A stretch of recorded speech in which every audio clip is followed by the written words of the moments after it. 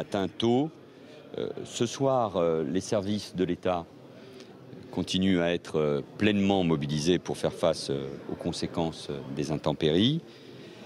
Une amélioration est constatée, mais il faut être évidemment très prudent. Amélioration constatée dans le Calvados et dans la Manche pour ce qui concerne le rétablissement de l'énergie, mais plus particulièrement dans la Manche. Il reste encore des situations difficiles de blocage, personnes qui sont isolées, mais tout particulièrement la ville de Cherbourg est dans une situation encore difficile. Il reste un problème cependant ce soir sur lequel je veux tout particulièrement m'exprimer. L'autoroute A1 est impraticable dans le sens Paris-Lille. La situation étant encore particulièrement tendue sur cet axe, aucun véhicule, voiture, poids lourd, ne doit s'engager sur l'autoroute A1 après la sortie de l'aéroport Roissy-Charles de Gaulle.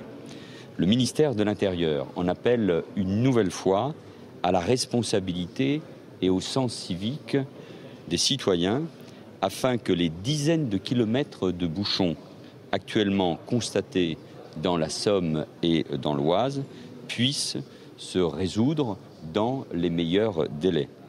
C'est notamment parce que certains poids lourds n'ont pas respecté les mesures de contournement et de délestage que le bouchon n'a pu se résorber pour l'instant. Nous sommes donc tout particulièrement attentifs à l'évolution de la situation et nous avons pris notamment un certain nombre de mesures de délestage en Île-de-France, stockage de poids lourds au sud de Paris sur l'A6 ou l'A10, afin de ne pas envoyer davantage de véhicules sur l'A1.